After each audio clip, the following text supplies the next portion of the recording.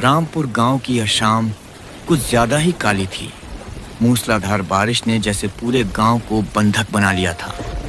गांव के बाहर भोला काका की चाय की टपरी पर 3 दोस्त विजय, करण और समीर इस बारिश के रुकने का इंतजार कर रहे थे। अरे यार, ये इंद्र देवता आज ही सारा पानी बरसा देंगे क्या? शाम से रात होने को आई, पर ये बारिश है कि रुकने का नाम ही नहीं ले रही। हाँ भाई, और अंधेरा भी कितना हो गया है। घर जाना है, लेकिन इतनी तेज बारिश में कैसे निकले? नेटवर्क भी चला गया। बस बैठे रहो और चाय पियो। तभी बारिश से भीगते हुए एक बुजुर्ग आदमी अपने 2 छोटे नाती नातिन के साथ टपरी के नीचे आकर खड़े हो गए। अरे दीनानाथ जी, आप और इतनी बारिश में? आइए आइए, अंदर बैठिए। अरे बेटा, क्या बताएं, ये बच्चे हैं कि मानते ही नहीं। बारिश के रुकने का इंतजार कर रहे थे, पर ये तो बढ़ती ही जा रही है। नाना जी जल्दी चलिए, मेला बंद हो जाएगा। चाचा जी, इतनी बारिश में बच्चों को लेकर कहाँ जा रहे हैं? अरे बेटा, पड़ोस के गांव सोनपुर में जो मेला लगा है वही तो जाना था। ये दोनों सुबह से जिद कर रहे थे, पर अब तो। क्यों चाचा जी, मेला तो देर रात तक चलता है और अब बारिश भी हल्की हो रही है। कुछ देर में रुक ही जाएगी, तब चले जाना। नहीं बेटा, अब चाहकर भी नहीं जा सकते। पर क्यों चाचा? बेटा, तुम शहर के लड़के हो, तुम्हें नहीं पता। सोनपुर जाने का बस एक ही रास्ता है, जो उस सुनसान वन से होकर गुजरता है। तो क्या हुआ चाचा जी, जंगल ही तो है। अभी तो 7 ही बजे हैं, टॉर्च लेकर निकल जाओ। बेटा, तुम्हें उस सुनसान वन के बारे में नहीं पता क्या? उस जंगल के रास्ते से सूरज ढलने के बाद कोई नहीं गुजरता। क्या चाचा, ये सब आपके जमाने में होता होगा, अब कौन मानता है ये सब?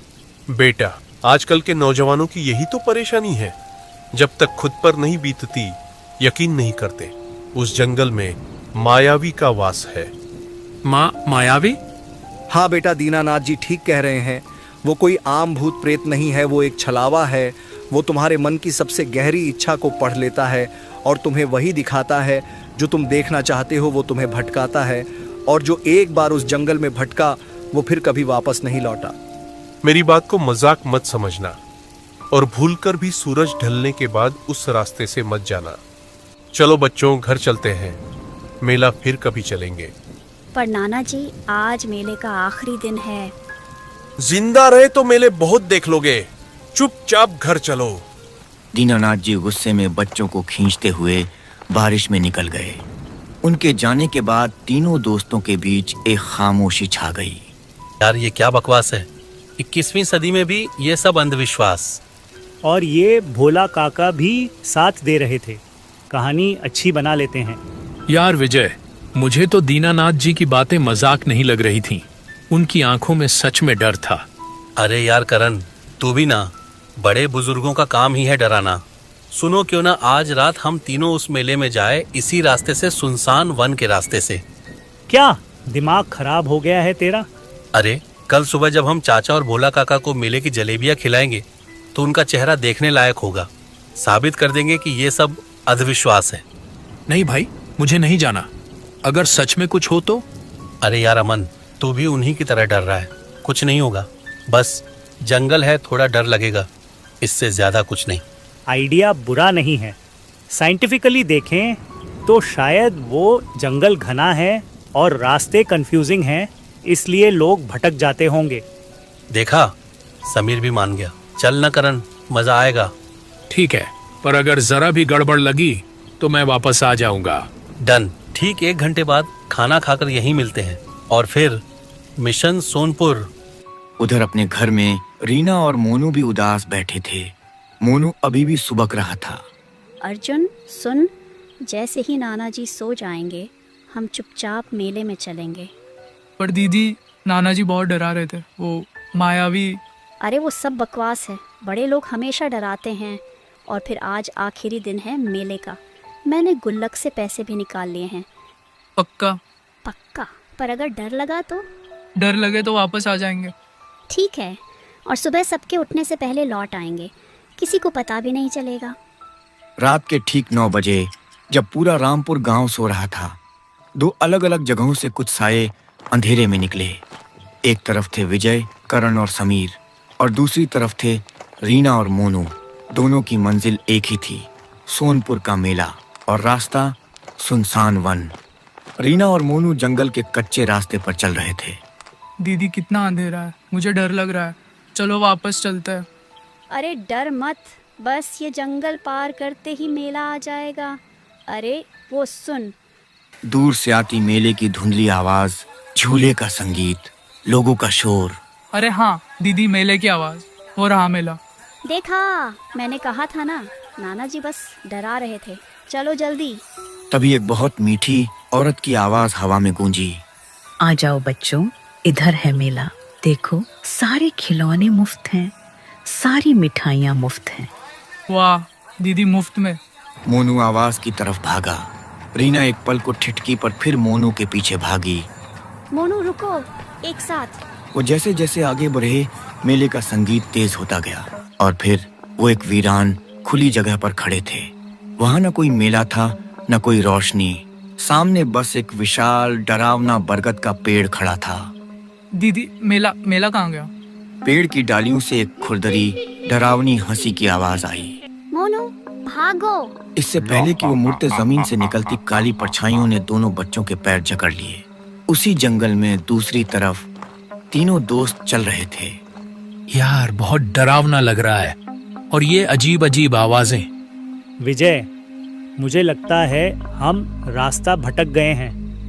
वो पगडंडी कहीं पीछे छूट गई लगता है। तभी उन्हें अपने सामने एक बड़े से पत्थर पर एक आदमी बैठा दिखा। वो अजीब तरह से मुस्कुरा रहा था। अरे वाह, 3 दोस्त, कहाँ जा रहे हो रात के इस वक्त? हम सोनपुर मेले में जा रहे हैं। आप कौन हैं? मैं इस जंगल का रक्षक हूँ, तुम्हें सही रास्ता बता सकता हूँ। यहाँ बहुत से रास्ते हैं, गलत रास्ते में चले गए तो पूरी रात भटकते रहोगे। वाह, अच्छा हुआ आप मिल गए। बस मेरे पीछे आते जाओ, मैं तुम्हें सबसे छोटा रास्ता दिखाता हूँ। तीनों उसके पीछे चलने लगे। समीर को कुछ गड़बड़ लग रही थी। वैसे गांव के लोग कहते हैं कि रात के समय इस जंगल के रास्ते से कोई आता जाता नहीं है। कुछ भूत प्रेत की बातें बताते हैं। तो क्या आपने नहीं सुनी वो सारी बातें? और आपको डर नहीं लगता? अगर भूत होता तो अब तक वो आपके साथ होता। समीर की नजर उस आदमी के पैरों पर पड़ी। विजय, करण, उसके पैर देखो। विजय और करण ने नीचे उसके पैर देखे। वो आदमी आगे चल रहा था, पर उसके पैर उल्टे थे। भागो विजय! जैसे ही वो चिल्लाया, वो आदमी रुका। उसने अपना सिर पूरा 180 डिग्री घुमाया। उसका चेहरा किसी इंसान का नहीं था। 2 लाल अंगारे जैसी आंखें और एक चीर तक फैला हुआ मुंह। तीनों दोस्त उल्टी दिशा में चीखते हुए भागे। वो भाग रहे थे, पर ऐसा लग रहा था कि जंगल खत्म ही नहीं हो रहा। यार, ये रास्ता, हम यहीं से तो आए थे। हमें गोल गोल घुमा रहा है। तभी उन्हें बच्चों के रोने की आवाज आई। छोड़ दो, हमें जाने दो, हमें घर जाना है। ये तो दीनानाथ चाचा के नाती नातिन की आवाज है। वो भी यहाँ हैं, चलो जल्दी। वो आवाज की तरफ भागे और उसी वीरान बरगद के पेड़ के पास पहुंच गए।